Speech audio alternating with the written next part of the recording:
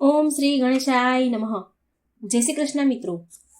આપણે સાંભળીશું આજે શ્રીમદ ભગવદ્ ગીતાના 5મા અધ્યાય કર્મ સંન્યાસ યોગ. 5મો અધ્યાય છે મિત્રો. એકાદશી કે પવિત્ર વ્રત તહેવારના દિવસે, પૂનમના દિવસે, કોઈ 11ના દિવસે જો ભગવદ્ ગીતા સાંભળવામાં આવે તો અતિશય પુણ્ય પ્રદાન કરનારું છે, પિતૃઓને મોક્ષ અપાવનાર છે. માટે આજે પવિત્ર એકાદશીના દિવસે હું ભગવદ્ ગીતાનો 5મો અધ્યાય કર્મ સંન્યાસ યોગ તમને સંભળાવવા જઈ રહી છું. મિત્રો, વિડીયો સારો લાગે તો લાઈક કરજો, શેર કરજો અને આ ચેનલને સબસ્ક્રાઇબ કરવાનું ભૂલશો નહીં. 5મા અધ્યાયનો સારાંશ. આ અધ્યાયમાં ભગવાન શ્રી કૃષ્ણ અર્જુનને ઓમકારનું સ્વરૂપ, મનની ક્ષમતા, વિષય સુખમાં જ મગ્ન થનાર મનની સ્થિતિ, ઇન્દ્રિય નિગ્રહ કરવાનું ફળ અને યોગ માર્ગ દ્વારા બ્રહ્મ સ્વરૂપ કઈ રીતે પ્રાપ્ત કરી શકાય ઇત્યાદિ વિષયોનું જ્ઞાન આપતા ભગવાન કહે છે કે કર્મ સંન્યાસ અને કર્મ યોગ બંને શ્રેષ્ઠ છે, તેમજ સરખા ફળ આપનારા છે. જ્ઞાન યોગ કરતા કર્મ યોગ સરળ અને કલ્યાણકારી છે. જેણે મન અને ઇન્દ્રિયોને વશ કર્યા છે તે કર્મ કરતો હોવા છતાં કર્મને બંધાતો નથી. કર્મયોગી કર્મના ફળની ઈચ્છા રાખતો નથી, એટલે તેને મોક્ષરૂપી શાંતિ પ્રાપ્ત થાય છે. જ્યારે કર્મના આસક્ત રાખનારા બંધનમાં પડે છે. સર્વવ્યાપક પરમાત્મા પ્રાણીઓના કરતાપણાને કર્મને કે કર્મના ફળને ઉત્પન્ન કરતા નથી. માટે પરમાત્માના કોઈનું પાપ કે પુણ્ય પોતાના માથે લેતા નથી. જ્ઞાનમાં જ એક રૂપ થઈ જનાર જ જન્મ મરણના ફેરામાંથી છૂટે છે. જે મનુષ્ય મૃત્યુ સુધી કામ અને ક્રોધથી ઉત્પન્ન થયેલા આવેગને સહન કરવાને શક્તિમાન છે, તે જ ખરો યોગી છે અને તે જ સુખી છે. કર્મ સંન્યાસ યોગમાં અર્જુન પૂછે છે, હે કૃષ્ણ, આપ કર્મોના સંન્યાસી, ત્યાગની અને વળી પાછા કર્મોના યોગની પણ પ્રશંસા કરો છો, તો એ બંનેમાંથી મારા માટે જે એક કલ્યાણકારક હોય તે મને નિશ્ચિત કરીને કહો. શ્રી કૃષ્ણ ભગવાન જવાબ આપે છે કે હે અર્જુન, કર્મ સંન્યાસ અને કર્મયોગ એ બંને ચોક્કસપણે કલ્યાણ કરનારા છે, પરંતુ તે બંનેમાં કર્મ સંન્યાસ કરતા કર્મયોગ વધારે સારો છે. જે કશાને ધિક્કારતો નથી કે કશાને ઈચ્છા કરતો નથી તેને સદા સંન્યાસી જાણો. કેમ કે રાગ દ્વેષાદિ દ્વંદ્વોથી રહિત મનુષ્ય સુખપૂર્વક સંસારના બંધનથી છૂટે છે. સાંખ્ય અને યોગ અર્થાત જ્ઞાન અને કર્મ એ બંને અલગ અલગ છે એમ તો અજ્ઞાનીઓ કહે છે, નહીં કે પંડિતો. કેમ કે આ બંનેમાંથી કોઈ એક માર્ગમાં સારી રીતે સ્થિત થયેલો મનુષ્ય તે બંનેનું ફળ પામે છે. જ્ઞાનીઓ જે સ્થાન પરમપદને પ્રાપ્ત કરે છે તે જ કર્મયોગીઓ પણ પ્રાપ્ત કરે છે.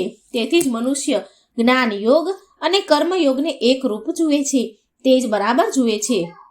પરંતુ કર્મયોગ વિના સંન્યાસ કર્મમાં કરતાપણાના ભાવનો ત્યાગ સિદ્ધ થવો મુશ્કેલ છે. પણ કર્મયોગમાં જોડાયેલો મુનિ વિના વિલંબે પરમ બ્રહ્મને પામે છે. જેનું મન પોતાના વશમાં છે, જે જીતેન્દ્રિય અને શુદ્ધ અંતઃકરણ વાળો છે, જેનો આત્મા સર્વ પ્રાણીઓના આત્મારૂપ બન્યો છે, એવો યોગ મુક્ત મનુષ્ય હંમેશા કર્મ કરતો હોવા છતાં પણ કર્મથી લેપાતો નથી. એવો યોગ યુક્ત તત્વને જાણનારો મનુષ્ય જુએ, સાંભળે, સ્પર્શ કરે, સૂંઘે, ખાય, ચાલે, ઊંઘે, શ્વાસ લે, બોલે, મળત્યાગ કરે, ગ્રહણ કરે, નેત્ર ઉઘાડે તથા મીચે, તો પણ આ સર્વ ક્રિયાઓ ઇન્દ્રિયોના વિષયોમાં ઇન્દ્રિયો વર્તે છે એમ સમજી હું કાંઈ જ કરતો નથી એમ માને છે. આમ જે મનુષ્ય આસક્તિ છોડીને બધા કર્મો પરમાત્મામાં અર્પણ કરે છે, તેને જેમ કમળ પત્રને પાણી સ્પર્શ કરતું નથી તેમ તેને પાપો પણ સ્પર્શ કરતા નથી. યોગીઓ આસક્તિ છોડીને શરીરથી, મનથી, બુદ્ધિથી અથવા ઇન્દ્રિયોથી કેવળ અંતઃકરણ સુધી માટે જ કર્મ કરે છે. કર્મયોગી કર્મફળ ત્યજીને મોક્ષરૂપ નૈષ્ઠિક શાંતિને પામે છે અને યોગ રહિત સકામ પુરુષ કામના કરતો હોવાથી ફળમાં આસક્ત થઈ બંધનમાં પડે છે. સંયમી મનુષ્ય મનથી સર્વ કર્મોમાં કરતાપણાના ભાવોનો ત્યાગ કરીને 9 દ્વાર વાળા આ શરીરરૂપ નગરમાં કોઈ કરતો કે કરાવતો પણ નથી, છતાં તે સુખપૂર્વક રહે. પરમાત્મા પ્રાણીઓના કરતાપણાને, કર્મને કે કર્મોના ફળને ઉત્પન્ન કરતો નથી, પરંતુ સ્વભાવરૂપ પ્રકૃતિ જ એ પ્રમાણે પ્રવૃત્ત થાય છે. પ્રભુ વિભુ કોઈનું પાપ કે પુણ્ય માથે લેતા નથી. અજ્ઞાન વડે જ્ઞાન ઢંકાયેલું છે, તેથી પ્રાણીઓ મોહ પામે છે. પણ જેમનું તે અજ્ઞાન આત્મા જ્ઞાન વડે નાશ પામ્યું છે, તેમનું તે જ્ઞાન તેમના સૂર્યની પેઠે પરમ બ્રહ્મને પ્રકાશિત કરે છે. જેમની બુદ્ધિ હંમેશા ભગવાન વિશે લીન છે, તેવા જેમનું મન ભગવાનમય છે તેવા ભગવાનના નિષ્ઠાવાળા અને ભગવાનને જ પરમ આશ્રય માનનારા સઘળા પાપ પૂર્ણ જ્ઞાન વડે ધોવાઈ જાય છે અને પૂર્વજન્મ જ પામતા જન્મ મરણથી છૂટી મોક્ષ પામે છે. તેવા જ્ઞાનીઓ વિદ્યા વિનય યુક્ત બ્રાહ્મણમાં, ગાયમાં, હાથીમાં, કૂતરામાં તથા ચાંડાલમાં પણ સમાન દ્રષ્ટિ રાખવાવાળા હોય છે. જેમનું મન આવા સમભાવમાં સ્થિત થયું છે તેમણે આ દેહ જ જન્મ મરણ રૂપી સંસાર જીત્યો છે, કારણ કે તે બ્રહ્મની જેમ સર્વ દોષોથી મુક્ત અને સર્વ રીતે બ્રહ્મ સમાન છે. તેથી જ તે સમદર્શી મનુષ્ય બ્રહ્મમાં જ રહેલ છે. સ્થિર બુદ્ધિવાળો, મોહ રહિત અને બ્રહ્મમાં સ્થિત રહેલ બ્રહ્મ જ્ઞાની પ્રિય વસ્તુ પ્રાપ્ત થયા હર્ષ પામતો નથી, તેમજ અપ્રિય વસ્તુ પ્રાપ્ત થતા ઉદ્વેગ કરતો નથી. બહારના વિષયોમાં અનાસક્ત ચિત્તવાળો મનુષ્ય અંતઃકરણમાં જે સુખ મેળવે છે તે અક્ષય સુખને બ્રહ્મયોગમાં જોડાયેલ ચિત્તવાળો પણ અનુભવે છે. ઇન્દ્રિયો અને વિષયોના સંબંધથી ઉત્પન્ન થતો જે ભોગો છે તે દુઃખનું મૂળ છે, કારણ કે તે ઉત્પન્ન થાય છે અને નાશ પામે છે. માટે જ્ઞાની તેઓમાં કદાપી રચાતો નથી. જે મનુષ્ય દેહ છૂટે તે પહેલા કામ અને ક્રોધથી ઉપજતા વેગને આ દેહે એ જ સહેવા સમર્થ તે પુરુષ યોગી છે અને તે સુખ છે. જે યોગી અંતરાત્મામાં સુખ, પ્રસન્નતા અને પ્રકાશનો અનુભવ કરે છે તે બ્રહ્મરૂપ થઈને અંતે બ્રહ્મ નિર્વાણ મોક્ષને પામે છે. જેમના પાપો નાશ પામ્યા છે, જેમના સંશયો છેદાયા છે, જેમનું ચિત્ત વશમાં છે અને જેઓ સર્વ પ્રાણીઓના હિતમાં પોરોવાયેલા છે એવા ઋષિઓ બ્રહ્મ નિર્વાણ પામે છે. તેમજ જેઓ કામ અને ક્રોધથી મુક્ત છે, જેમણે મનને વશ કર્યું છે, જેઓએ પોતાના આત્માને ઓળખ્યો છે તેવા સાધકોને સર્વત્ર નિર્વિકલ્પ બ્રહ્મનો જ અનુભવ થાય છે. બહારના ભોગોને અંતઃકરણમાં ચિંતવ્યા વગર આંખોની દ્રષ્ટિએ બે ભવા વચ્ચે સ્થિર કરીને નાકની વાટે આવતા જતા પ્રાણ તથા આ અપાનને સમાન કરીને જેણે ઇન્દ્રિયોને, મન અને બુદ્ધિને વશ કર્યા છે, તેમજ જેની ઈચ્છા, ભય અને ક્રોધ જતા રહ્યા છે, એવો જ મુનિ મોક્ષને સાધનમાં તત્પર રહે છે.